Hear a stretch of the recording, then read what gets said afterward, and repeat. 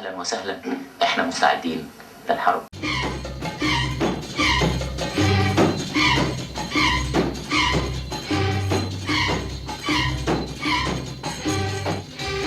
Nous avons le plaisir de vous aujourd'hui présenter l'histoire de l'Égypte moderne, l'éveil des nations, 19e et 20e siècle, avec l'auteur de cet ouvrage inédit, Anne-Claire de Guéchier-Bonneville, invitée par le poste diplomatique. Merci, bonjour et merci Madame de Guéchier-Bonneville de votre présence parmi nous aujourd'hui. C'est un honneur pour nous.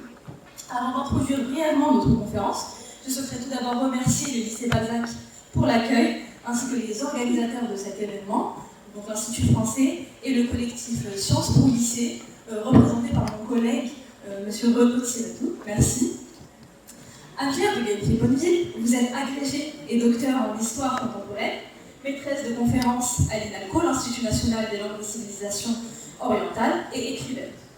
Vos travaux de recherche portent principalement sur l'histoire contemporaine de l'Égypte et du Soudan, la colonisation, la décolonisation, ainsi que l'histoire politique du monde arabo-musulman.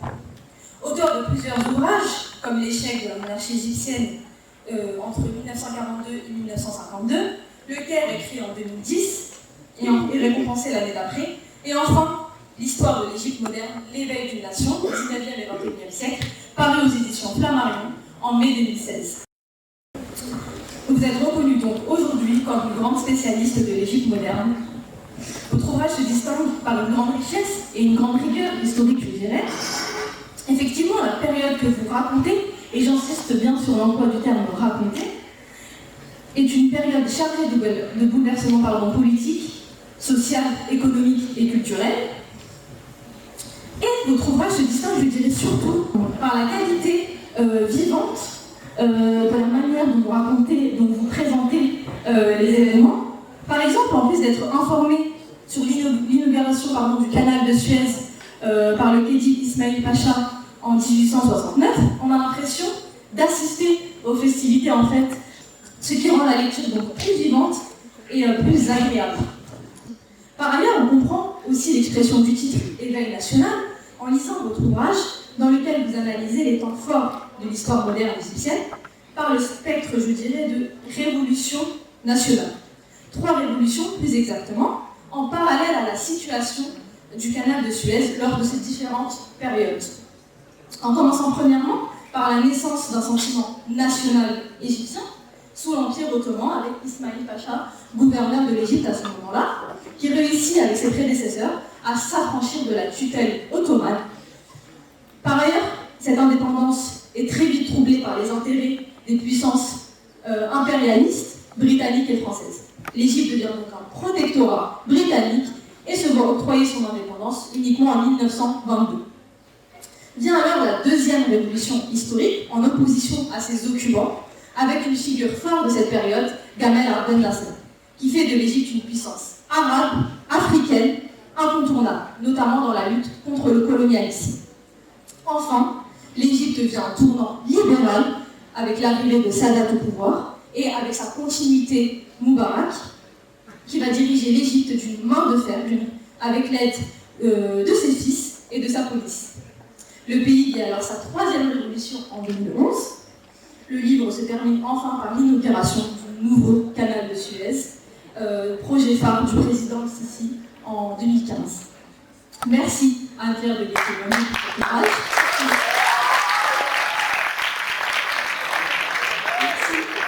Merci pour cet ouvrage qui nous éclaire sur l'histoire de l'Égypte moderne, histoire tourmentée mais très riche d'un pays majeur du Proche-Orient. On avait besoin d'un livre comme le vôtre, donc merci beaucoup. Je cède maintenant la parole à mon collègue et organisateur de cette rencontre, M. Renaud Thiratou.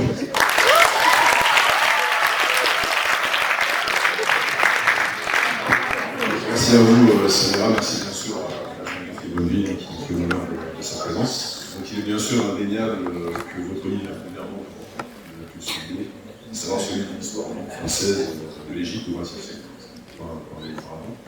mais aussi un manque important que nous, professeurs amateurs d'histoire égyptiens, français déplorons, c'est celui des liens entre les histoires réciproques qui sont enseignés séparément dans nos lycées, dans le programme national. Si l'intérêt de l'interconnaissance est bien réel, de chaque côté des deux rives, c'est souvent l'absence de pont qui gêne parfois son intelligibilité. Historienne française, spécialiste de l'Égypte moderne, nous savons que votre présence ici au Caire sera autant l'occasion de décloisonner nos deux récits que de réaffirmer l'amitié entre les deux pays. Pour ce faire, nous invitons, cher public, à un voyage virtuel, et présenté ici sur la vidéo, entre ces deux mondes qui n'ont cessé et ne cessent encore aujourd'hui d'interagir. Madame de Gueffy-Bonneville, encore merci d'avoir accepté d'être notre guide dans ce voyage que nous allons effectuer, qui prend naissance au déclenchement de la Première Guerre mondiale pour s'achever à la mort de Nasser. Je vous remercie.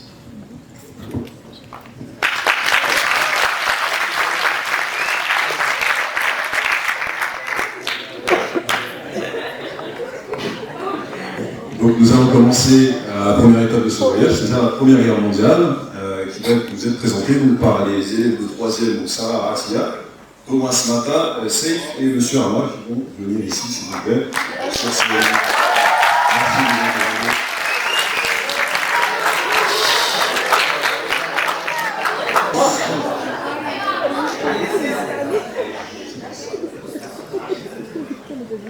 Donc nous passons à la première étape de ce voyage que vous voyez qui se déroule en premier lieu. Donc ici nous sommes à Sarajevo. Très bien. Et vous voyez l'hôtel de ville de Sarajevo qui va être en fait le point de départ de cette première guerre mondiale dont vous nous parlez, mademoiselle Sarah. La Grande Guerre est déclenchée en 1914 suite à l'attentat de Sarajevo. Le royaume d'Autriche-Hongrie déclare la guerre à la Serbie. Alors, un engrenage d'alliance a eu lieu. Le conflit oppose la Triple d'Alliance, qui est une coalition formée par l'Allemagne, le Royaume d'Italie et le Royaume d'Autriche-Hongrie. Et la Triple d'Entente, qui est une coalition formée par la France, la Russie et le Royaume-Uni. L'importance du conflit augmente. Alors, les États font appel à tous les hommes en âge de combattre, c'est donc la conscription. Par la suite, d'autres pays européens rejoignent le conflit, il y a donc un élargissement de la guerre en Europe. Enfin, le conflit s'élargit aux colonies, on parle donc d'une guerre mondiale. Alors très bien, pour le théâtre européen et mondial, on a donc compris la présentation de cette première guerre mondiale. Qu'en est-il pour le côté égyptien? Quelles sont les actualités en Égypte parallèlement à ce début de première guerre mondiale? Alors l'Égypte va elle aussi être touchée par la guerre, pas immédiatement, pas lorsque l'attentat a lieu contre le prince héritier de la monarchie, la double monarchie austro-hongroise. C'est un peu plus tard que l'Égypte est touchée par la Première Guerre mondiale. Elle est touchée après l'entrée de l'Empire ottoman dans le conflit. Donc lorsque l'Empire ottoman entre dans le conflit mondial à son tour, l'Égypte va elle aussi être touchée par la guerre. L'Égypte, jusqu'en décembre 1914, l'Égypte, c'est une province de l'Empire ottoman. Donc elle dépend en fait de l'Empire ottoman. Les Anglais sont installés en Égypte depuis 1882. Il y a eu une intervention militaire. Les Britanniques sont présents. On a une armée britannique présente sur le terrain. Mais l'Égypte continue à être une province de l'Empire ottoman. Et ça se manifeste tout simplement par le fait de payer un tribut à l'Empire ottoman. Donc il y a à peu près la moitié du budget égyptien qui va servir à payer ce tribut à la Sublime Porte. Donc vous voyez, ce lien avec l'Empire ottoman, il est très concret, il est financier. Et voilà qu'avec l'entrée de l'Empire ottoman dans la guerre, les choses se compliquent, puisque vous avez finalement, l'Empire ottoman, vous savez de quel côté il rentre dans la guerre? Il rentre de quel côté? Du côté de la Triple Alliance ou de la Triple Entente? La Triple Alliance. Donc les Britanniques occupent, sont présents sur un territoire qui est rentré dans le camp adverse, dans la guerre, dans le camp adverse. Donc c'est assez compliqué. Et les Britanniques vont très rapidement rompre le lien qui existe entre l'Égypte et l'Empire ottoman. C'est la fin de ce lien qui existait depuis le XVIe siècle entre l'Égypte et l'Empire ottoman. Et les Britanniques vont mettre en place un protectorat, c'est-à-dire que l'Égypte rentre dans l'empire colonial britannique sous la forme sous la forme d'un protectorat. Ce protectorat, il est proclamé le 18 décembre 1914. Et avec le protectorat, eh bien, on va avoir un nouveau dirigeant à la tête de l'Égypte. Celui qui dirigeait auparavant l'Égypte, c'était le Khedive Abbas Hilmi. On le remercie, on le dépose tout simplement. On lui dit, en fait, il était parti passer l'été en Turquie et on lui dit tout simplement de surtout pas revenir en Égypte. Et à la place, on va aller choisir son oncle, qui est le fils du Khedive Ismail, on l'a évoqué tout à l'heure. C'est le prince Hussein Kamil, que vous avez ici sur la diapositive, et il va devenir sultan. On va le promouvoir au titre de sultan, avec, c'est ce qu'on peut lire dans les documents de l'époque, on va essayer, avec ce titre de sultan, de donner l'impression d'avoir obtenu des privilèges supplémentaires pour l'Égypte, ce qui n'est pas le cas. Sur ce document, vous avez, outre la photo, outre la représentation du nouveau sultan, vous avez un poème qui évoque les civils martyrs de la Grande-Bretagne. Alors, on a associé finalement ce sultan avec les martyrs britanniques, les martyrs civils de la Grande-Bretagne qui ont été tués à la suite d'un bombardement. Ça veut laisser entendre que le sultan soutient les Britanniques. En fait, la situation est un peu plus compliquée que cela. Effectivement, le gouvernement égyptien va avoir une politique de coopération avec avec le pouvoir en place, avec les autorités britanniques, mais voilà, c'est une coopération qui n'est pas complètement spontanée. Et en dehors de ce gouvernement égyptien, en fait, la population, l'opinion publique reste très favorable à la Turquie et à l'Allemagne. Donc on a en fait une divergence entre le pouvoir qui est obligé de coopérer avec les Anglais et puis le reste de la population qui est beaucoup plus pro-allemande et pro-turque, pro-ottomane. Voilà.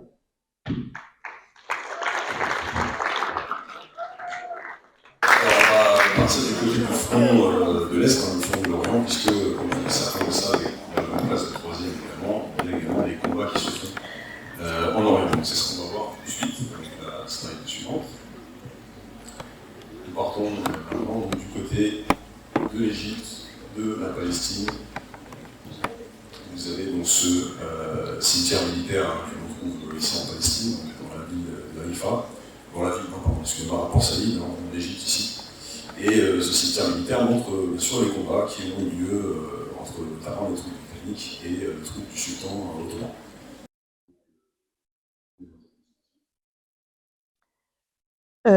Alors en fait, vous allez avoir assez rapidement une mobilisation de toutes les troupes du Commonwealth pour mener le combat contre l'Allemagne et contre l'Autriche-Hongrie. Toutes les troupes du Commonwealth, ça veut dire qu'on a des Britanniques qui se battent, mais pas seulement. On a des Canadiens, on a aussi des Australiens, des gens qui viennent de Nouvelle-Zélande, et on a des gens qui viennent de l'Empire des Indes. Et l'ensemble de ces soldats de l'Empire britannique vont passer par l'Égypte. Et on va retrouver, effectivement, dans ces cimetières notamment, on vous a présenté celui de Port Saïd, vous en avez un aussi au Caire, avec des tombes de soldats britanniques, de soldats allemands aussi d'ailleurs, parce que l'Égypte a été un endroit où des combats se sont déroulés, et l'enjeu de ces combats, c'est notamment le canal de Suez. Le canal de Suez, évidemment, c'est extrêmement important. Les soldats de l'Empire britannique, au lieu de leur faire tout le tour de l'Afrique, ce qui prendrait un temps considérable, on veut les faire passer, ces soldats qui viennent d'Australie ou de Nouvelle-Zélande. On les appelle d'ailleurs les Anzac, A-N-Z-A-C. On veut les faire passer le plus rapidement possible en direction du théâtre français, du théâtre d'opération français, et donc on veut les faire passer par le canal de Suez. Il faut défendre le canal de Suez, et l'Empire ottoman va mener une attaque contre l'Empire ottoman au début de l'année 1915. Alors, il n'y a pas que le théâtre français vers lequel il faut emmener des soldats. Vous le savez aussi, sans doute, il y a eu des combats du côté des Dardanelles. Donc, on s'est dit, on va aller attaquer directement au plus près de l'Empire ottoman avec l'attaque sur les Dardanelles et Gallipoli. Je pense qu'on le voit sur cette diapositive. Je suis pas certaine. Non, c'est un peu plus au nord. C'est un peu plus au nord. Alors, un petit commentaire là-dessus. J'étais un petit peu oublié, en fait. C'était un peu dans la carte, j'ai oublié. Quel est le point après?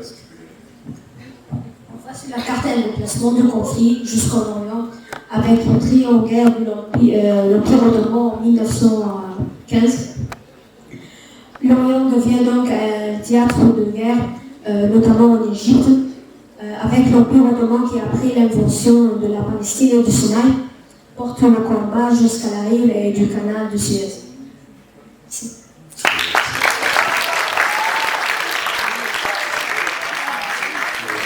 Le Suez qu'on voit ici en violet, est-ce que vous pouvez mettre peut-être l'image qui montre les soldats britanniques sur le front oriental? Voilà, donc des soldats du Commonwealth. Hein. Il faut bien voir qu'on pense beaucoup plus large que juste les soldats britanniques. On pense en termes d'empire, beaucoup plus largement.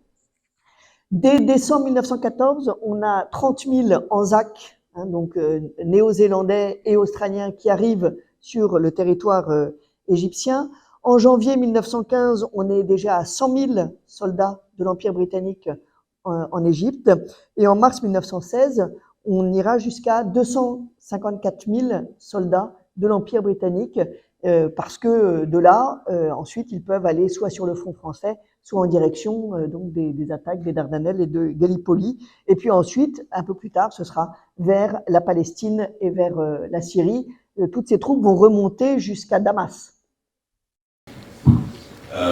Il s'agit plutôt du territoire en guerre. On va essayer de voir également qu'en est-il des Égyptiens eux-mêmes. Est-ce qu'ils participent à cet effort de guerre ou pas? C'est ce qu'on va voir en regardant la localisation suivante. Là, on part plutôt sur le front de l'Ouest.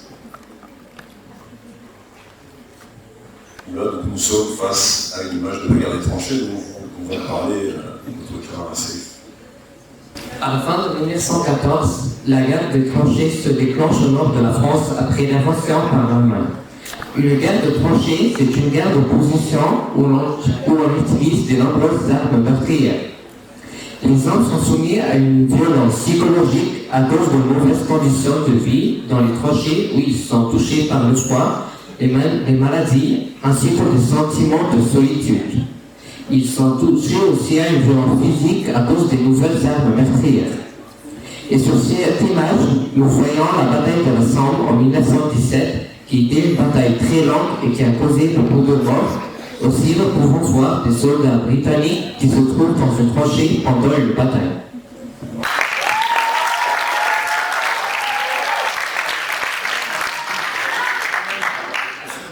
Pour la participation des Britanniques, vous allez voir ce cimetière canadien dans le nord de la France, dans la Somme. Et là, vous avez également un cimetière qui se trouve cette fois à Haïfa, on est en République d'Israël, avec donc un certain nombre de tombes qui sont plutôt des tombes de soldats britanniques, mais pas seulement. C'est ce dont on va parler tout de suite. Pas seulement, parce que en fait, assez rapidement, on va réaliser que la guerre se prolonge et qu'on a besoin d'hommes pour faire la guerre. On a besoin des soldats, effectivement, qui viennent de l'ensemble de l'Empire, mais ces soldats, il va falloir installer des camps pour eux, il va falloir mettre en place des adductions d'eau pour qu'ils puissent avoir de l'eau. Il va falloir aussi, quand la guerre va se déplacer en direction de la Palestine, il va falloir mettre en place un système de chemin de fer de façon à ce que on puisse transporter tout le matériel pour faire la guerre. Hein. Il faut des armes, il faut de la nourriture, etc. Et donc, pour assurer tous ces services auxiliaires de l'armée britannique, eh bien, on va faire appel aux gens du pays. On va faire appel aux Égyptiens. Et on a donc deux services auxiliaires qui se développent en Égypte. On a l'Egyptian Labour Corps, hein, donc le corps de travail des Égyptiens. Et puis on a quelque chose de beaucoup plus spécifique au terrain du désert, c'est le Camel Transport Corps, qui s'appuie cette fois-ci sur les chameaux. Et puis un Britannique ne sait pas nécessairement comment faire avancer un chameau, donc on s'appuie évidemment beaucoup plus sur les gens du pays et pour ceux qui ont l'habitude d'utiliser des chameaux.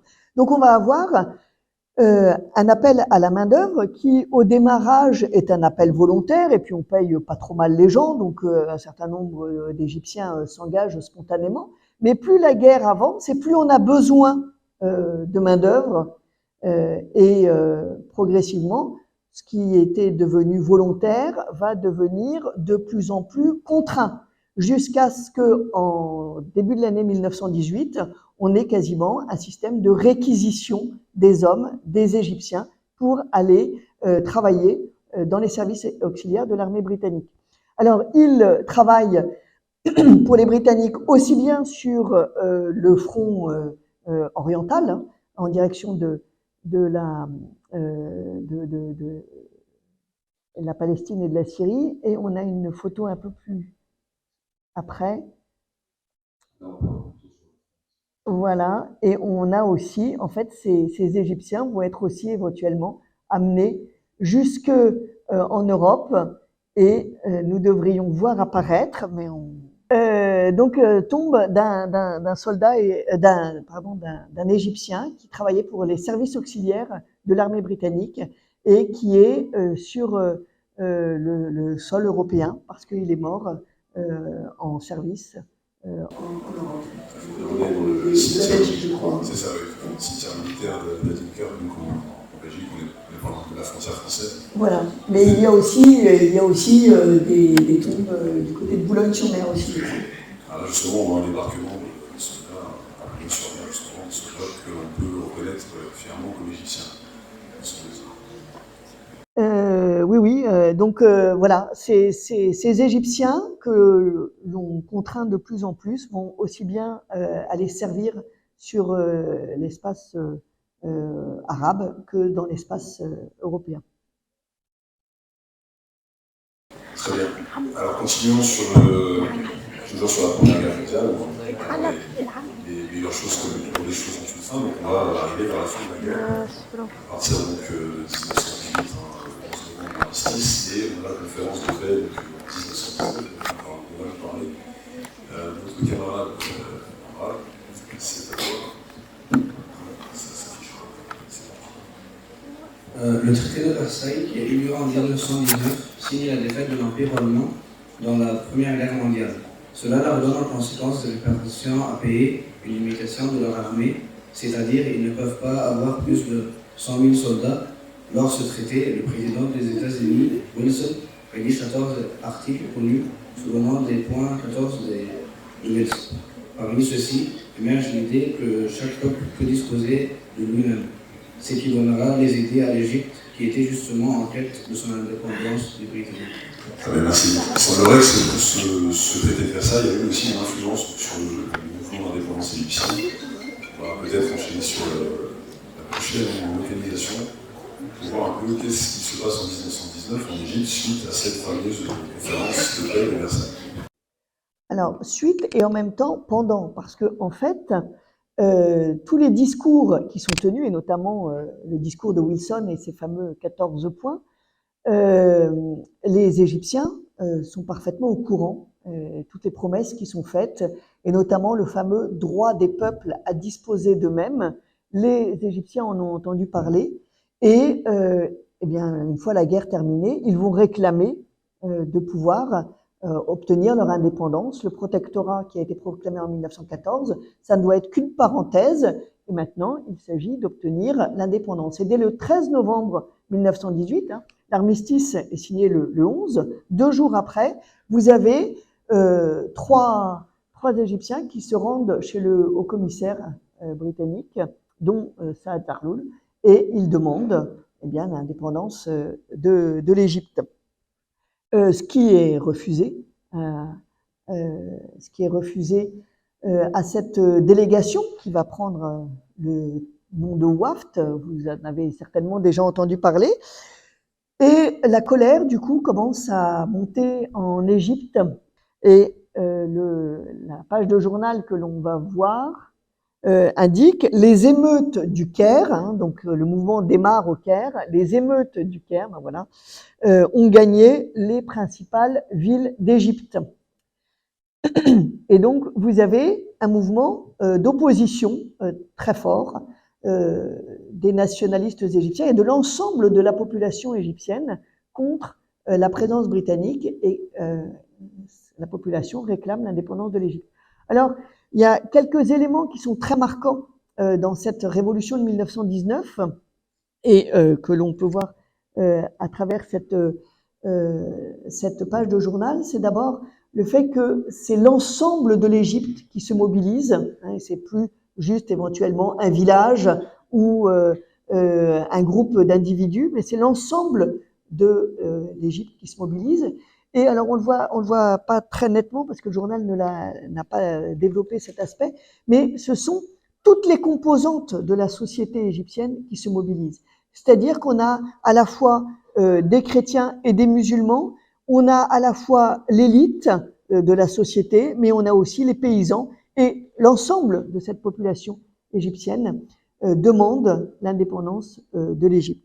Et je disais l'ensemble, tout le corps social égyptien se mobilise, et on le voit notamment, alors normalement, oui, c'est ça, en bas à droite, vous voyez que les femmes, elles aussi, vont se mobiliser pour réclamer l'indépendance de l'Égypte, vont sortir de leur claustration. C'est la première fois qu'on voit des femmes en Égypte qui descendent dans la rue et qui se mobilisent dans une manifestation. On est le 16 mars 1919. Et vous allez avoir un grand poète égyptien qui va célébrer un peu après cette mobilisation des femmes pour la cause nationale égyptienne. C'est Ahmad Shawki, vous en avez peut-être déjà entendu parler. Alors la traduction de ces vers dit ceci: la gloire de l'Égypte renaît par la renaissance de ces femmes. Quand les femmes prirent la cause nationale en main, celle-ci était sauvée. Hein, donc l'idée que tout le monde vraiment s'est mobilisé pour obtenir l'indépendance de l'Égypte. Derrière, celui que vous voyez, Saad Zarloul, votre professeur, va, voilà, derrière ce personnage. Très bien, alors finalement, cette révolution de 1919 va quand même finir par aboutir. Elle porte ses fruits puisque le 28 février 1922, les Britanniques vont finir par accorder l'indépendance à l'Égypte, une indépendance qui est accordée unilatéralement. Alors, et bien sûr, ça fait la fierté des Égyptiens, puisque c'est finalement le premier pays qui a été colonisé qui obtient son indépendance par la pression qui a été faite sur le pouvoir en place. Donc, grande fierté hein, de la population par rapport à cette situation. On peut cependant signaler, hein, et votre professeur indiquait que dans l'ouvrage que j'ai écrit sur l'histoire de l'Égypte, je parle d'une indépendance en trompe-l'œil. Effectivement, l'Égypte obtient son indépendance, mais il y a 4 domaines qui sont réservés. Les Anglais disent sur 4 domaines, et puis vous les avez tout en bas de la déclaration, sur ces 4 points, il faudra qu'on obtienne un traité. On va négocier un traité avec l'Égypte. Alors, quels sont ces points? Je ne sais pas si vous arrivez à les lire. Est-ce que c'est suffisamment lisible? Voilà. Alors, qu'est-ce qui assure la communication au sein de l'Empire britannique? Oui? La communication, je pense, c'est roadside, le port. Alors, le port, et puis ce qu'il y a derrière, c'est-à-dire le canal de Suez. Hein. Le canal de Suez, c'est effectivement ce point, ce nœud de communication, cet espace de communication qui est extrêmement important pour les Britanniques, et donc ils disent on en assure la sécurité. Ça veut dire très concrètement que l'armée britannique reste en Égypte. Hein. Donc c'est pas totalement l'indépendance de l'Égypte, vous le comprenez, puisque l'armée britannique reste sur place. Le point, c'est sur la défense de l'Égypte contre les agressions ou interférences étrangères. Voilà. Donc, ça veut dire que nécessairement, l'Égypte, elle est dans la sphère d'influence des Britanniques. Elle n'est plus un protectorat, mais elle reste dans la sphère d'influence des Britanniques. Et l'Égypte est, d'une certaine façon, l'allié des Britanniques. Ça impose des relations de proximité entre les Britanniques et l'Égypte. La troisième, la protection des intérêts étrangers de l'Égypte et la protection des minorités. La protection des intérêts étrangers, en fait, c'est la raison pour laquelle les Britanniques étaient intervenus en Égypte en 1882. Voilà, donc on est là pour protéger. On protège les intérêts français, anglais dans le pays. On protège les minorités, mais elles sont toujours là. Les intérêts sont toujours là. On reste là. Ça veut dire ça aussi. Voilà, il faudra trouver un terrain d'entente. La protection, elle s'assurait aussi à travers une structure juridique très particulière qui s'appelait les tribunaux mixtes. Voilà. Et donc, il va falloir trouver une solution pour ces tribunaux spécifiques qui assurent, qui sont chargés de régler les problèmes éventuellement entre des Égyptiens et des étrangers. Et puis, le dernier point, c'est le Soudan. Et ça, c'est un point qui restera en litige très longtemps entre les Britanniques et les Égyptiens. Le Soudan, les Égyptiens estiment que c'est une conquête, et c'est vrai d'ailleurs, c'est une conquête égyptienne et que donc le Soudan doit rester un territoire contrôlé par les Égyptiens, alors que les Britanniques estiment que ils ont aidé après une révolte à la récupération de ce territoire et que du coup le Soudan doit être sous le contrôle des Britanniques. Donc voilà, Soudan qui est une zone un point de litige entre les Britanniques et les Égyptiens. Très bien, merci. On entre parallèlement à une façon dont on entre l'entre-deux-guerres, et c'est pas logique. On va voir quels sont les événements qui se déroulent pendant cette période et ensuite pendant la Seconde Guerre mondiale. Je vais demander à mademoiselle Nana, Jana, Abdelhamid et Abdelaziz.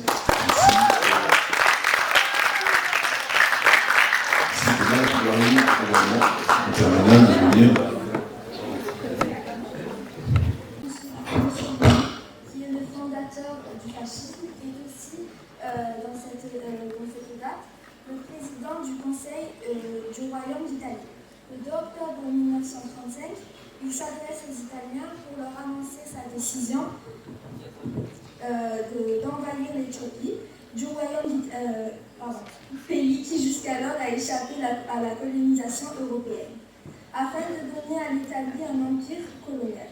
L'Éthiopie est aussi appelée Abyssinie et alors gouvernée par l'empereur Haïlé Sélassié et fait partie de la Société des Nations. Le 3 octobre 1935, les troupes italiennes envahirent l'Éthiopie à partir des bases érythréennes et somaliennes. Le 5 mai 1936, la conquête était entérinée. Après 7 mois d'une guerre impitoyable où les Italiens utilisèrent des gaz de combat en principe interdits. La guerre d'Éthiopie illustra l'inefficacité de la Société des Nations. Les sanctions économiques qu'elle avait votées n'eurent aucun effet, sinon celui de rallier l'opinion italienne à Mussolini et de pousser celui-ci à se rapprocher d'Hitler.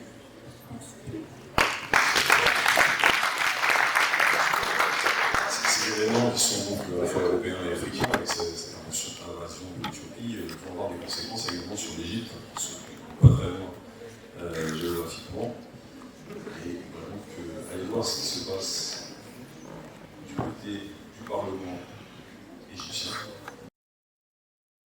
Alors effectivement, cette invasion de l'Éthiopie est très importante. Une fois de plus, quand on pense Égypte à ce moment-là et qu'on est britannique, on pense Égypte, Soudan, donc vallée du Nil. Et la vallée du Nil, vous reprendrez la carte, au sud et au sud-est de cette vallée du Nil, vous avez l'Abyssinie.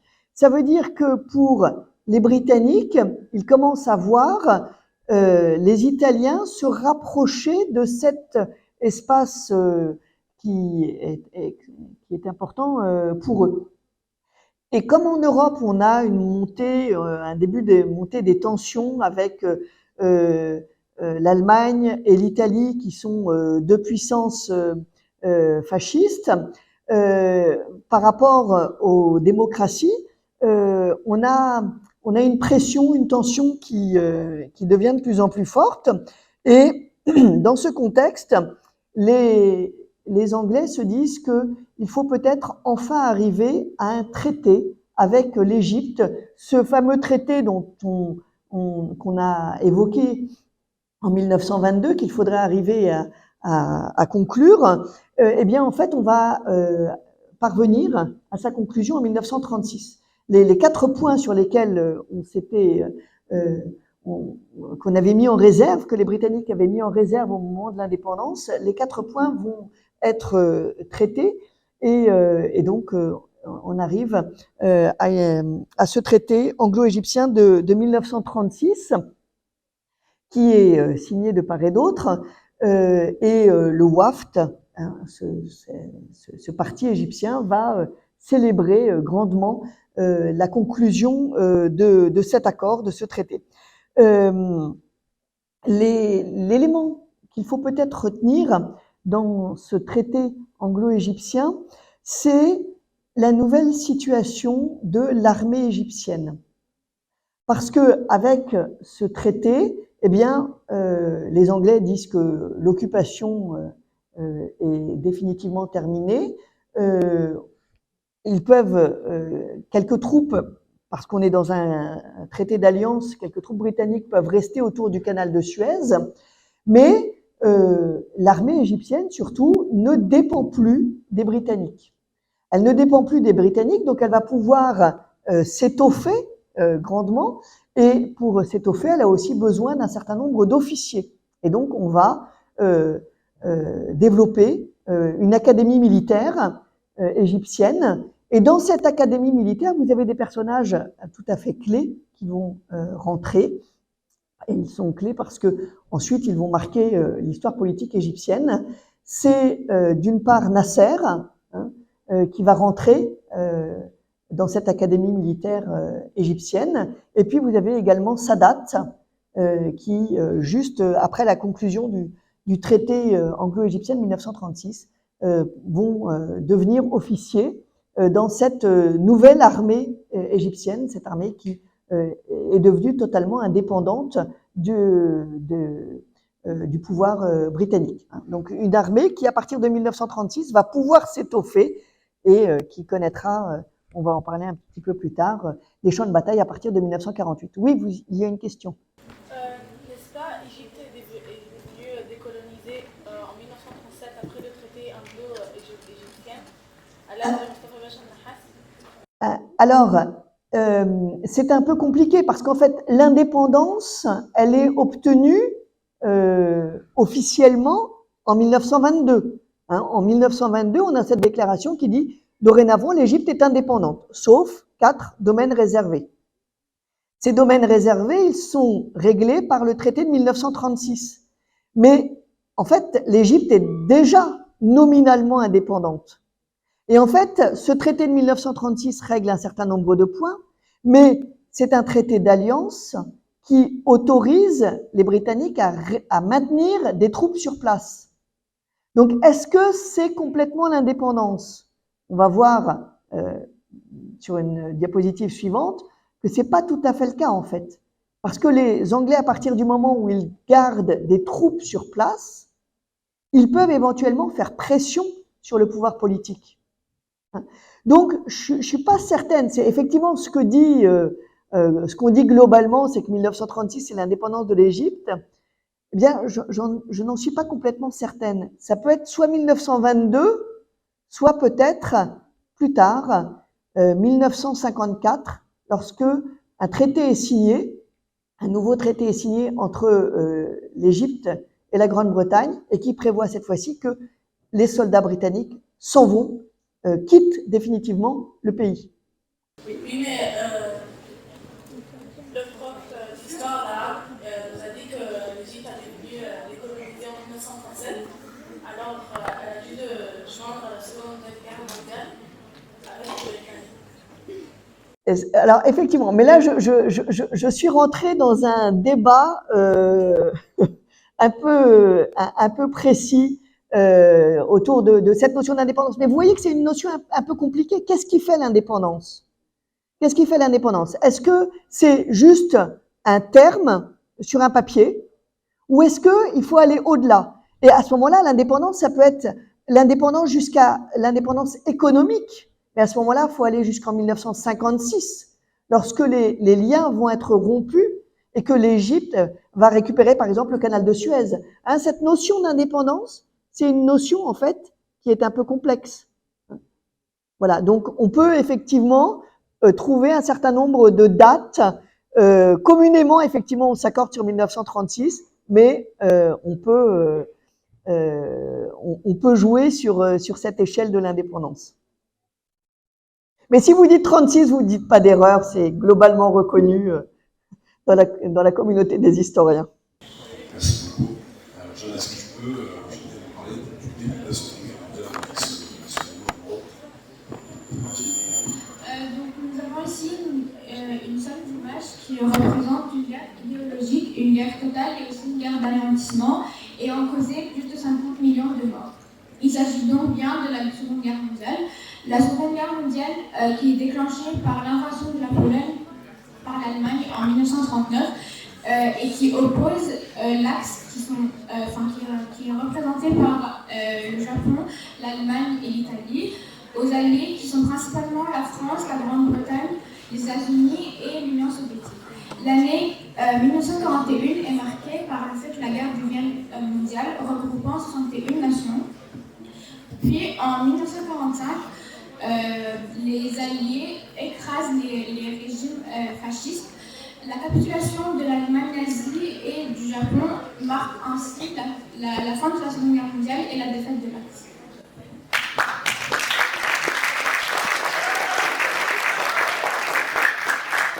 Merci beaucoup. Donc, il nous reste vraiment à aller voir ce qui se passe de l'autre côté de la Méditerranée.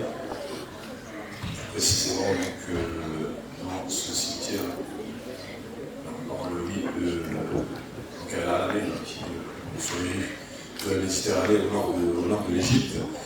Alors, éventuellement, est-ce que je peux passer?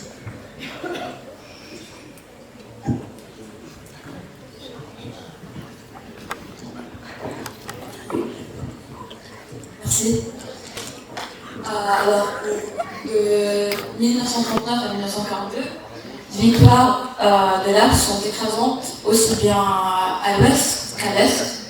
Et alors pourtant, à la faveur de l'année 1942, la bataille de l'Alamein qui se déroule en Égypte va constituer un tournant, puisqu'elle va permettre aux forces britanniques, commandées par le général Montgomery, de en fait vaincre les troupes allemandes qui sont dirigées par Erwin Rommel. Et le 11 novembre 1942, c'est donc une victoire éclatante pour l'armée britannique. Et cela montre que les forces de Saxe peuvent être battues. Et en fait, cela sera confirmé quelques mois plus tard avec une seconde victoire éclatante, celle de l'armée soviétique, puissante sur les Alliés à Stalingrad. Merci pour votre attention.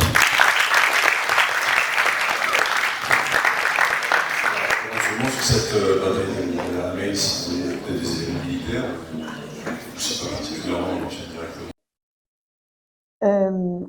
J'aurais envie de rajouter, alors pas sur Al-Alamein exactement, mais sur l'espace arabe, le fait qu'il y a à peu près au même moment un débarquement américain sur, à la fois en Algérie et au Maroc. Et finalement, les troupes allemandes et italiennes vont être prises en tenaille, c'est-à-dire que d'un côté, du côté de l'Est, il y a cette victoire d'Al-Alamein, grande bataille de chars, et qui est remportée par les Anglais. Et du coup, le front va se déplacer en direction de l'ouest, et puis les Allemands vont se replier progressivement sur la Tunisie. Et de l'autre côté, vous avez les Américains qui ont débarqué au Maroc et en Algérie, et là, les troupes vont avancer en direction de la Tunisie, et du coup, les Allemands et Italiens se retrouvent dans un territoire de plus en plus réduit, pris par l'Est et par l'Ouest, et aussi par le Sud, parce que vous avez des forces françaises qui remontent par le Sud, et à un moment donné, les Allemands sont obligés de quitter l'espace de l'Afrique du Nord. Voilà. Merci. Alors, il y a bien sûr une question qui est à l'esprit de tout le monde, c'est quelle est la participation des Égyptiens en tant que tels dans cette fameuse bataille de Bahreïn, et plus largement dans les conflits qui ont lieu en Égypte. Est-ce qu'on va tout de suite avec ce fameux incident devant le palais? Alors, la situation pour les Anglais est assez compliquée en fait, parce que la population égyptienne, elle est plutôt pro-allemande. Elle est plutôt pro-allemande parce que quand on n'est pas favorable aux Anglais, on est favorable au côté opposé. Et comme les Anglais sont toujours présents dans le pays, que l'indépendance, elle est pas complète, hein, les Égyptiens sont plutôt favorables au camp de l'Axe, et pour les Britanniques, évidemment, c'est une difficulté. Ils veulent toujours défendre le canal de Suez, hein, cette voie d'eau absolument indispensable pour relier les différents points de l'Empire. Donc, que vont faire les Britanniques lorsque la tension augmente vraiment dans le désert occidental? Ça se passe le 4 février 1942. Eh bien, les Britanniques veulent avoir, à la tête du gouvernement égyptien, ils veulent avoir quelqu'un qui a dit « je mènerai une politique de coopération avec vous ». Et donc, les Britanniques vont entourer avec leurs chars et leurs soldats, vont entourer le palais Abdin, le palais du roi, et faire pression sur le roi Farouk pour que le chef du gouvernement soit changé et qu'on ait Nahas Pacha qui arrive, Nahas Pacha qui est donc dans la logique d'une politique de coopération avec les Britanniques. Donc 4 février 1942, c'est un moment tout à fait capital pour l'histoire de l'Égypte, pour la relance en fait de la question nationale, parce que les Égyptiens se disent, tant que il y aura sur le sol égyptien des forces britanniques, des troupes britanniques, eh bien elles pourront nous dicter notre politique, comme c'est le cas ce 4 février 1942. Et donc, cet épisode du 4 février 1942 va relancer la question nationale.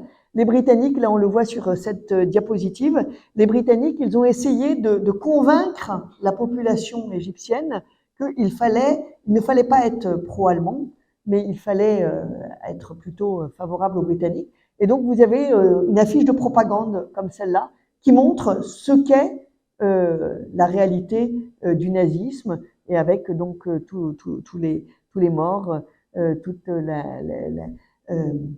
la violence que véhicule le nazisme. C'est une affiche de propagande qui a été développée en Égypte sur cette période-là. Période assez difficile pour les Britanniques. En 1942, les choses changent grâce à El Alamein. Alors, pour les arabophones que vous êtes, les élèves, qu'est-ce qui est écrit sur l'affiche et quel est le message véhiculé précisément par l'affiche? Qu'est-ce que vous voyez écrit au centre et à quoi ça vous fait penser? Qu'est-ce que ça veut dire Kifari? Kifari veut dire bon combat, oui. Et c'est la traduction arabe du titre du livre d'Adolf Hitler, Mein Kampf. Très bien. Alors, c'est même pas la question.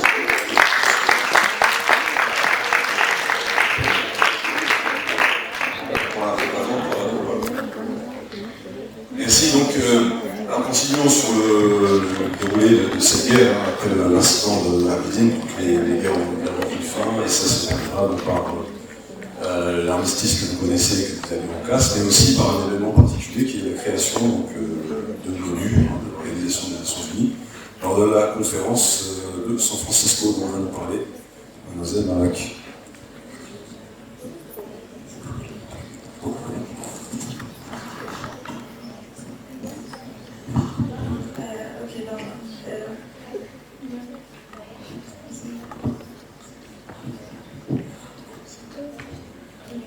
Cette image représente la création de l'ONU le 24 octobre 1945 à San Francisco.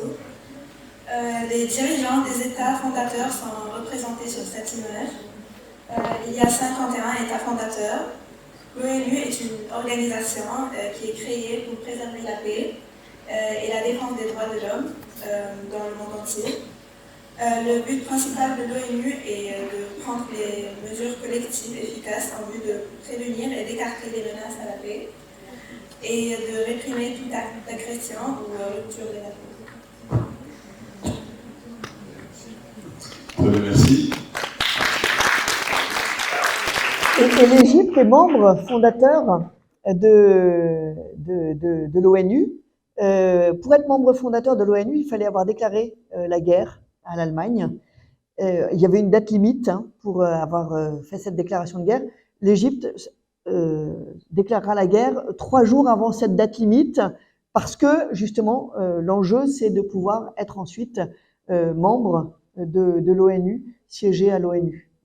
Parallèlement à ça, il y a cette fameuse création de la Ligue arabe qui se fait quelques jours, quelques mois, je crois, précédemment, et qui est en fait réalisée à peu près dans le même esprit. Exactement. Alors, la Ligue des États arabes, elle a été fondée en mars 1945, juste avant la fondation de l'ONU. Et dans le discours qui a été prononcé par le Premier ministre égyptien, qui était Noukrachi Pacha, il indique que finalement, cette initiative arabe aura une portée internationale et que d'autres organismes pourront être fondés sur le même esprit. Et effectivement, l'ONU, qui était en train d'être imaginée, naîtra peu après. Mais du coup, vous voyez comment, là aussi, question de propagande, l'Égypte a essayé de montrer que l'ONU était finalement un dérivé de la Ligue des États arabes. Cette Ligue des États arabes, elle est née dans un contexte très particulier. Les Britanniques, je vous l'ai dit, étaient dans une situation assez compliquée en Égypte, mais pas seulement, en Irak aussi, par exemple, où vous avez eu un coup d'État de nationalistes irakiens. Et donc, les Britanniques, pour essayer de rassembler l'opinion arabe derrière le camp des Britanniques et des Américains, a relancé l'idée d'une unité des Arabes.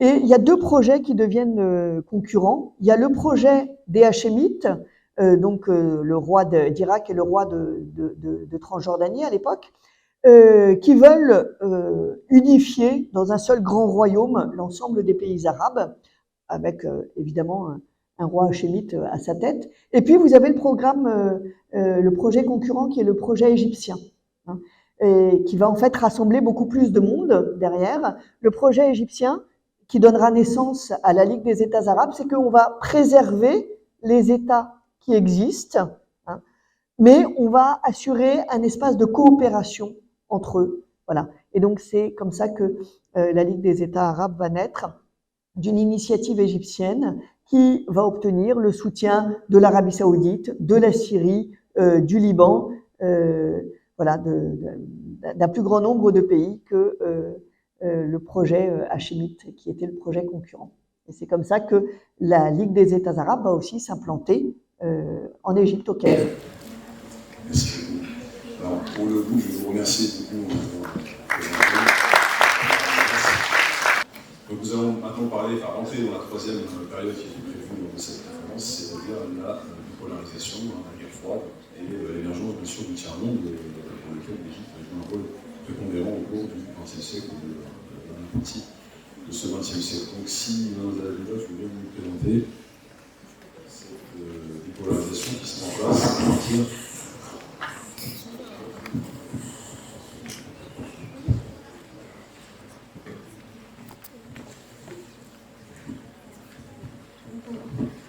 dans son discours devant le Congrès américain le 12 mars 1947, le président des États-Unis, Harry Truman, décrit deux modes de vie basés l'un sur la démocratie et l'autre sur le communisme, et ainsi sur l'importance de l'aide des États-Unis aux pays choisissant le camp de la liberté par l'assistance économique et financière.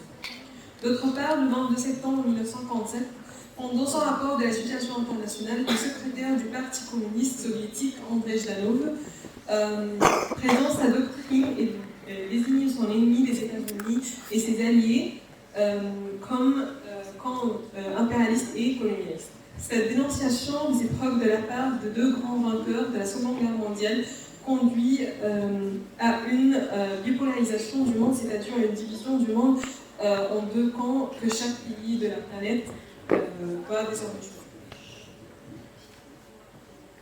Merci beaucoup. Parallèlement à ça, l'Égypte va évidemment, comme tous les pays colonisés, en tout cas anciennement colonisés, devoir se positionner dans ces deux blocs et cette polarisation. On va voir sur la localisation suivante. Alors, parallèlement également, on tourne un petit peu en arrière. En 1944, libération de Paris, libération des pays occupés en Europe, ce qui va bien sûr donner des idées, bien sûr, à l'Égypte et aux pays colonisés. Alors, qu'est-ce que tu peux nous dire, mademoiselle Malak, sur la libération de Paris? Dans cette image, il est représenté la libération de Paris qui a eu lieu du 19 au 25 août 1944, marquant ainsi la fin de la bataille de Paris contre l'occupant nazi. Paris est libéré par le débarquement des Alliés avec les forces françaises libres et les forces françaises de l'intérieur. Le général de Gaulle, héros des forces françaises libres, déambule dans Paris lors de la libération du territoire.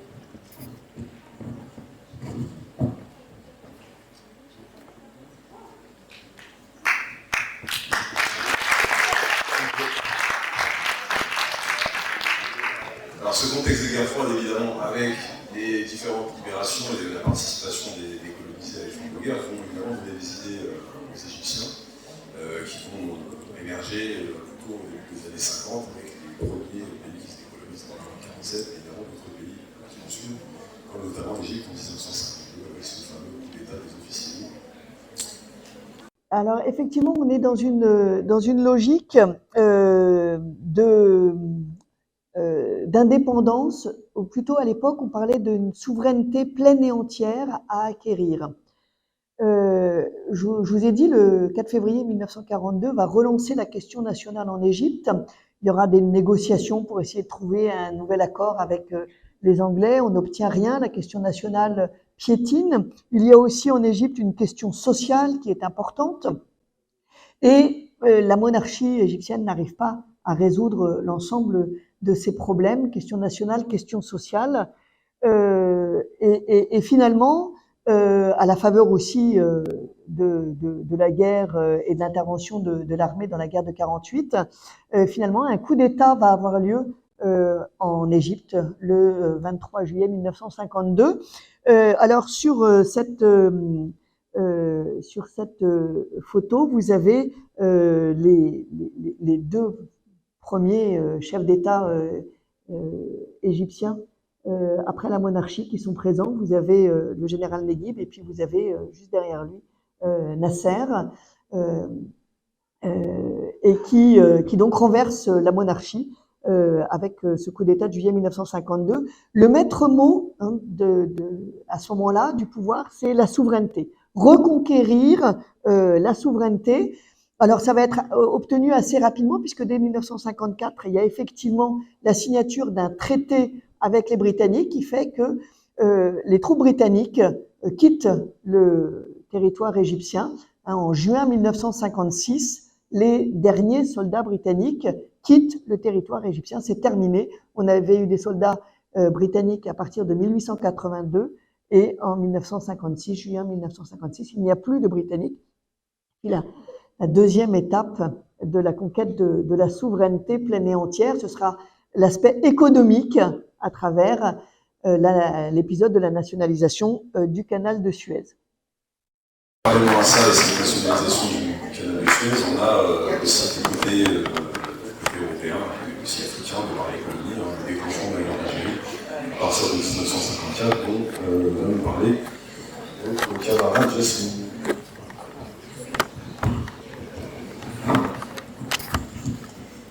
Donc cette photo nous montre les soldats français lors de la bataille d'Alger en 1957, dans la période de la révolution algérienne, ou guerre de libération, commencée en 1954. Mais clairement, cette guerre est surtout due au refus des gouvernements français de remettre en cause de profondes inégalités civiles, politiques et économiques entre la population d'origine européenne et la population arabo-berbère de religion musulmane. Elle s'est déroulée en Algérie, qui était un territoire divisé en départements, mais aussi en France, avec de nombreux attentats terroristes, assassinats et massacres de manifestants. La guerre a fait entre 1 million et 1,5 million de morts. Elle se termine en 1962 par l'indépendance de l'Algérie.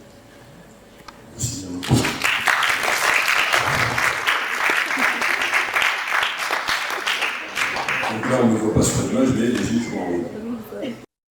Tout à fait. L'Égypte a soutenu l'Algérie dans sa quête d'indépendance, dans sa lutte pour sa souveraineté.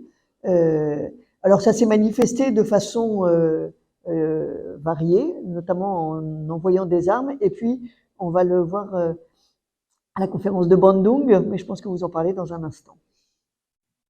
Dans la délégation égyptienne, on avait une présence d'Algériens du FLN à la conférence de Bandung.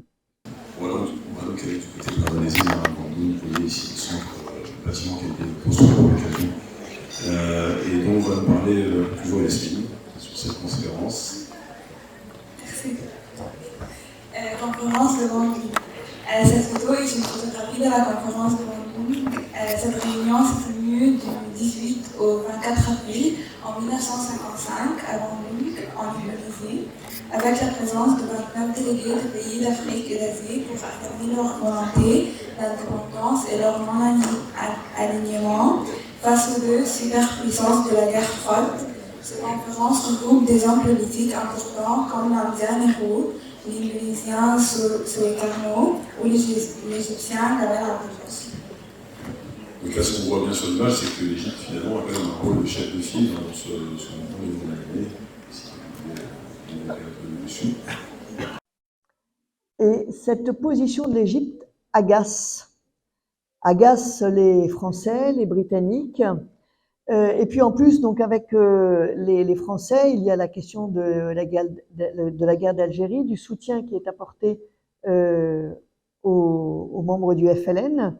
Et face à cette situation, eh bien, les Anglais et les Français sont plutôt prêts à faire tomber ce chef d'État qui trouble un peu l'espace du Moyen-Orient. Et donc, comment faire tomber Nasser? Eh bien, le plus simple, c'est peut-être d'aller chercher son ennemi dans la région, c'est-à-dire trouver un accord avec les Israéliens. Les Israéliens rentreront en guerre contre l'Égypte, et puis dans cette guerre qui sera déclenchée, eh bien, les Anglais et les Britanniques interviendront à leur tour. Et c'est comme ça qu'en fait, des accords sont signés à Sèvres en 1956, donc juste après la nationalisation du canal de Suez, pour que on arrive à travers une guerre à faire tomber Nasser. Et donc on doit être sur la page du journal L'Humanité, ou alors c'est celle qui intervient juste après, L'Humanité, où on vous indique, alors c'est un journal communiste français, on vous indique que l'Égypte est bombardée, la protestation grandit dans le monde. C'est-à-dire que, en fait, très rapidement, dans cet épisode du conflit de 1956, on va se rendre compte sur la scène internationale que les dés sont un peu pipés, que les Israéliens sont intervenus, mais qu'ils ont en soutien les Français et les Anglais.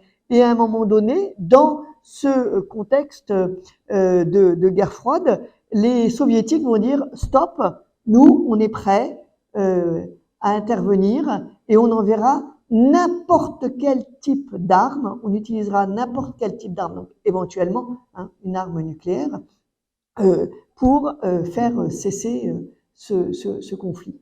Ce qui évidemment fait peur à tout le monde, la possibilité d'utiliser une arme nucléaire évidemment est redoutable.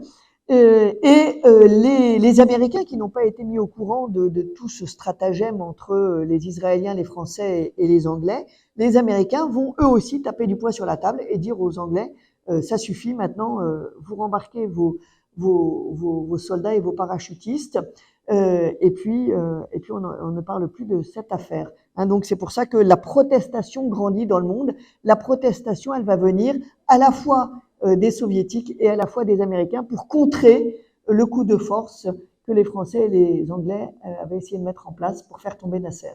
Alors c'est bien sûr une victoire diplomatique considérable pour l'Égypte, et à partir de ce moment-là, l'Égypte va avoir une aura sur la scène internationale comme elle ne la retrouvera plus ensuite. Ça a été l'été 56, été-automne 1956, c'est la grandeur de l'histoire de l'Égypte sur la scène internationale. Quel est l'enjeu de l'intervention d'Israël justement?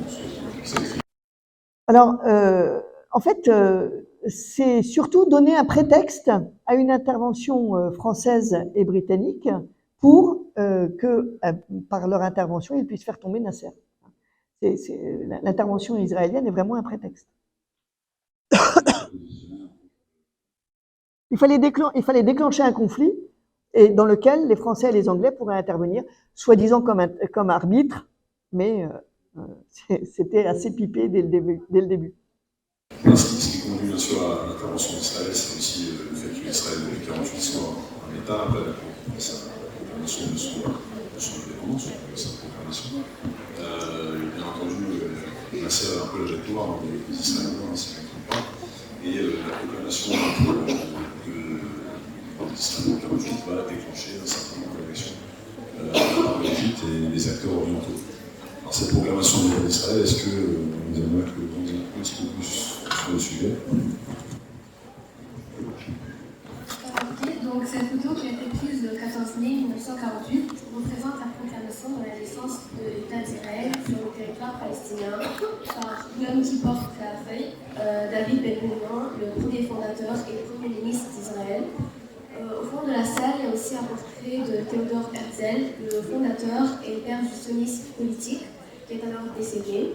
L'expiration du mandat britannique sur la Palestine était donc suivie par la proclamation de la naissance de l'État d'Israël sur le territoire palestinien à travers un vote réalisé par l'ONU. Nous pouvons voir sur ces cartes les deux premières guerres israélo-arabes. La première qui a eu lieu en 1948, juste après la création de l'État israélien. Les conséquences principales de cette guerre sont d'abord Jérusalem, une zone initialement internationale qui deviendra partagée entre la Jordanie et Israël. Cette dernière, Israël, agrandit son territoire et les Arabes connaissent leur première défaite contre Israël. Le second conflit a eu lieu en 1967, appelé la guerre des 6 jours, est une guerre préventive menée par Israël contre ses pays voisins arabes. Cette dernière annexe alors le Jérusalem-Est et occupe le Sinaï, la Cisjordanie, Gaza et le Liban. Entre ces deux conflits, on pourrait rajouter celui de 1956. C'est pas un conflit israélo-arabe, c'est un conflit israélo-égyptien, mais ça fait partie de ces guerres d'Israël avec les pays arabes. L'Égypte, c'est la grande puissance militaire dans la région. Donc, c'est l'ennemi le plus important d'Israël à cette époque-là. Et alors, dans la logique de ces conflits, de ses oppositions à Israël, du sentiment arabe qui existe dans cette période, eh bien, vous allez avoir cette grande réalisation qui a été très importante pour le nationalisme arabe, c'est l'unité qui est créée entre l'Égypte et la Syrie en 1958. La République arabe unie est fondée, c'est-à-dire que vous avez un phénomène en fait extrêmement rare sur le plan international et du droit international, c'est la fusion de deux États. Hein. Et il n'y a plus qu'un seul chef d'État pour ces deux pays, c'est Nasser. Et la Syrie devient une province de cette République arabe unie. Et jusqu'en 1961, on aura une fusion de l'Égypte et de la Syrie sur la scène internationale. Et puis finalement, cette construction politique va exploser. Mais vous comprenez bien que c'est très compliqué d'avoir ce grand État qui n'est même pas contigu. Hein. Vous avez entre les deux, vous avez justement l'ennemi. Vous avez Israël. Ça complique la construction d'un État de la sorte. Merci.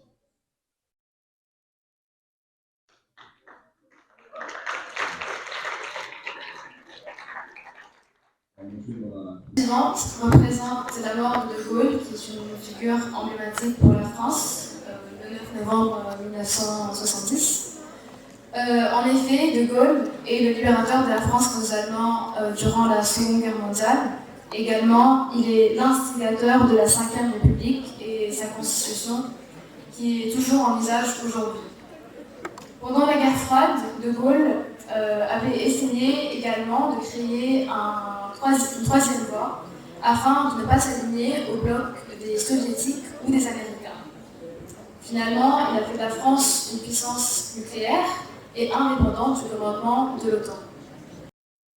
Les deux hommes ne se sont jamais rencontrés, ceci dit, et petit clin d'œil de l'histoire, je ne sais pas, en tout cas ils sont morts à quasiment 8 jours d'écart, et Nasser lui est mort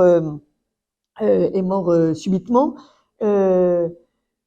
Donc à la fin du mois de septembre 1970, après avoir essayé de résoudre un conflit entre les Palestiniens et les Jordaniens, et la mort de Nasser, qui lui aussi portait un idéal d'indépendance vis-à-vis des deux grands, hein, et donc de recherche d'une troisième voie, la mort de Nasser a été un choc terrible pour la population égyptienne qui s'est sentie comme désorientée parce qu'elle avait perdu celui qui avait rendu à l'Égypte une gloire sur la scène internationale et puis qui avait aussi porté tout un projet social à travers son projet politique. Autant son successeur, c'est vrai que c'est une belle réussite. La localisation suivante, et notamment bien entendu des victoires militaires qui redonneront un petit peu le prestige égyptien, avec la dernière campagne de 1973, la campagne militaire contre Israël.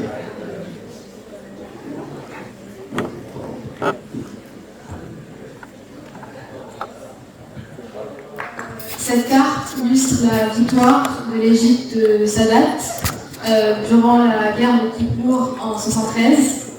Le Sinaï et la bande de Gaza sont récupérés donc suite à la victoire et des lignes d'armistice sont mises en place entre Israël et l'Égypte.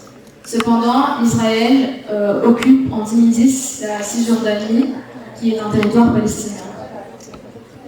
Alors, la période de la présidence de Nasser avait été marquée par un certain nombre de guerres. Hein. On a dit 56, 67. Avant, il avait fait la guerre de 1948.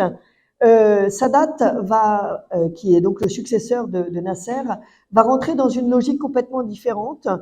Pour lui, il faut arrêter cette guerre qui tue d'abord beaucoup de jeunes hommes égyptiens, et puis qui coûte aussi très cher. Et il faut que l'argent soit investi dans d'autres projets pour l'Égypte.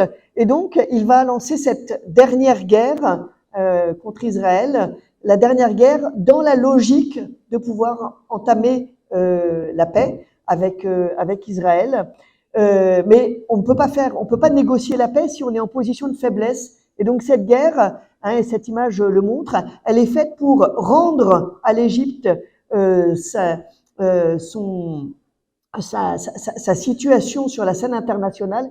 Et là, vous avez les soldats égyptiens qui, au soir du premier jour du conflit, ont récupéré la rive orientale du canal de Suez. Donc voilà, l'honneur égyptien a été racheté, et à partir de ce moment-là, on va pouvoir entrer dans une négociation de paix qui est assez compliquée, mais on y aboutit finalement 6 ans plus tard. Merci bien. Alors évidemment, on peut multiplier et enchaîner les événements qui se déroulent jusqu'à nos jours, et il y a encore beaucoup de choses à dire sur cette histoire de l'Égypte au XXe siècle, maintenant au XXIe. On va simplement enchaîner sur une série de questions-réponses. On peut d'ores et déjà remercier Mme Geffen Boni pour son intervention. On peut vous réveiller.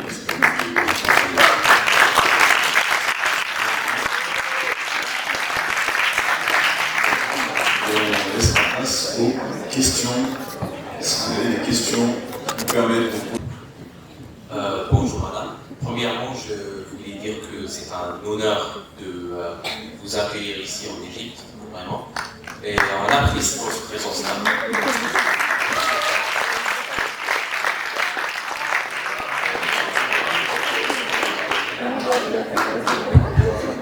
Deuxièmement, j'avais 2 questions.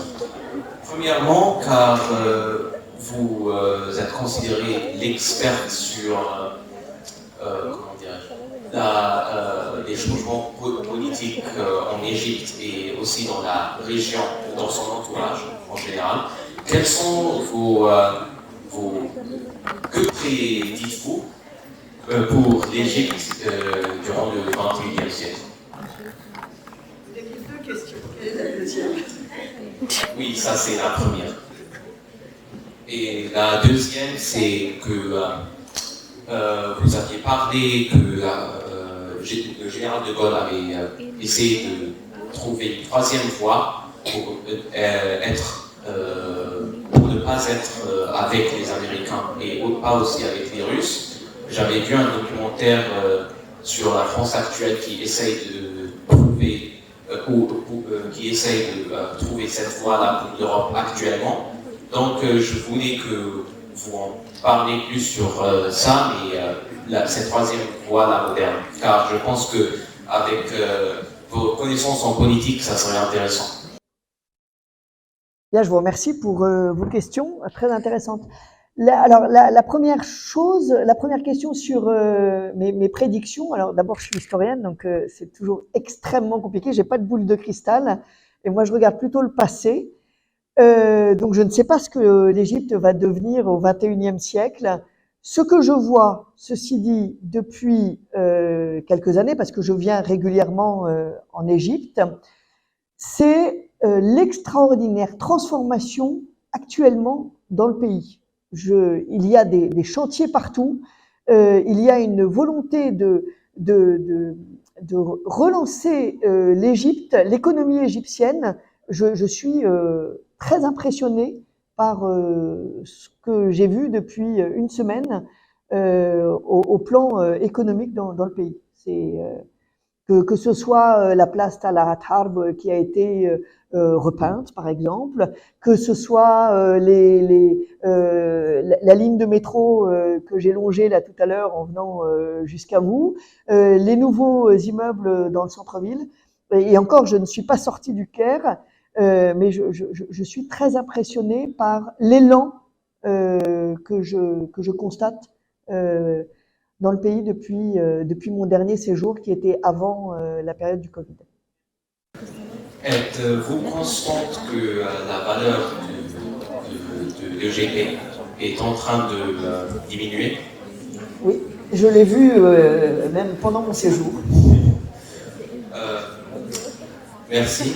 Et, je voulais aussi avoir vos prédictions concernant l'État d'Israël, car avec la crise démographique actuelle là-bas, ils ont trouvé que c'est difficile de rester en Palestine. Et donc, je voulais savoir ce que vous en pensez. Écoutez, concernant les relations entre l'Égypte et Israël, je crois que c'est très clair. Le choix de la paix a été défini en 79 et il a été rappelé très régulièrement. Et l'Égypte essaye d'être un partenaire pour essayer de trouver une solution. Maintenant, l'Égypte n'est pas seule pour essayer de trouver une solution au conflit israélo-palestinien, mais elle fait partie du processus pour essayer de déboucher un jour sur quelque chose. Mais la situation a l'air assez bloquée, je ne vous le cache pas. Ok, merci beaucoup. Pour la troisième voie, la troisième voie, c'est effectivement, comme on a des positions très campées de part et d'autre, c'est évidemment quelque chose qu'il s'agit de tracer. C'est pas toujours évident. La France a essayé de tracer une troisième voie en étant liée et en étant membre de l'alliance avec les pays occidentaux. L'Égypte a essayé elle aussi de trouver une troisième voie aussi au plan économique d'ailleurs, hein. Mais ce n'est pas évident de tracer une voie alternative quand on a deux blocs, deux pays qui ont des positions très fermes et qui bien souvent disent si vous n'êtes pas avec nous, vous êtes contre nous. Voilà. Merci beaucoup. Est-ce que vous pouvez nous en dire plus un petit peu pour aider à terminer la Palestine un peu à ses études politiques, dans une matière de sciences politiques, et que probablement leur donner un peu un aperçu de ce que c'est, quels sont les domaines de recherche, etc. Alors, l'INALCO, c'est un institut qui est très ancien en France, qui avait été fondé au moment de la monarchie d'ailleurs, de façon à pouvoir avoir des ambassadeurs qui seraient capables d'aller négocier dans les différents pays du monde. Donc, un institut de langue et de civilisation, hein, c'est d'ailleurs ce que veut dire INALCO, Institut national de langue et de civilisation orientale. Autrefois, on parlait des langues zo, maintenant on parle de l'INALCO. La première année de l'INALCO, c'est une année centrée sur la langue et la civilisation. Il y a un département arabe, mais il y a un département... je crois qu'on enseigne, on est l'institut qui enseigne le plus de langues au monde, y compris des langues où vous allez avoir un ou deux étudiants seulement. Je pense par exemple à la langue inuit, donc celle qui est parlée dans le nord canadien ou dans le nord de la Russie actuelle. Vous n'avez pas beaucoup, vous avez quelques enseignants et vous avez à peu près autant d'étudiants en face dans ce département. Mais le département arabe, en revanche, c'est un gros département de l'INALCO. Alors la première année, on se concentre sur l'apprentissage de la langue et de la civilisation. Et puis ensuite, à partir de la deuxième année, vous allez pouvoir faire des choix et notamment, éventuellement, rentrer dans la filière à laquelle j'appartiens, qui est la filière relations internationales. Et là, vous avez un enseignement pluridisciplinaire, c'est-à-dire qu'on maintient un enseignement de langue et de civilisation comme basique, comme fondamentaux. Et puis, vous allez avoir, dans la filière relations internationales, aussi un enseignement d'histoire des relations internationales, de sciences politiques, d'économie, qu'est-ce qu'on a encore j'ai un trou, en tout cas, à coup sûr, sciences politiques, économie, droit, voilà, de droit et d'histoire des relations internationales que vous suivez sur 2 années et ensuite vous avez donc une licence de l'INALCO, relations internationales, avec une langue qui est attachée, et ensuite il y a les perspectives de master.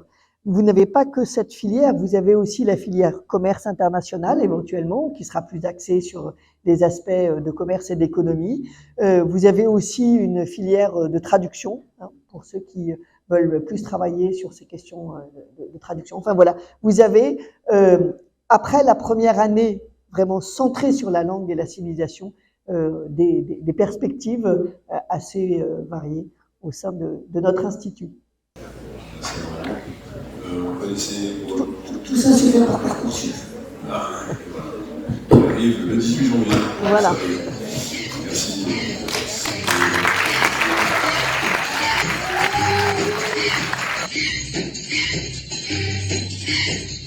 احنا في اول الثوره كنا متصورين ان امريكا دي قوه خارجه لتحرير العالم. كنا متصورينها قوه هتقف مع الشعوب ومع الحق وهينفذوا ميثاق الاطلنطي اللي اعلنه روزفلت بعد الحرب العالميه الثانيه.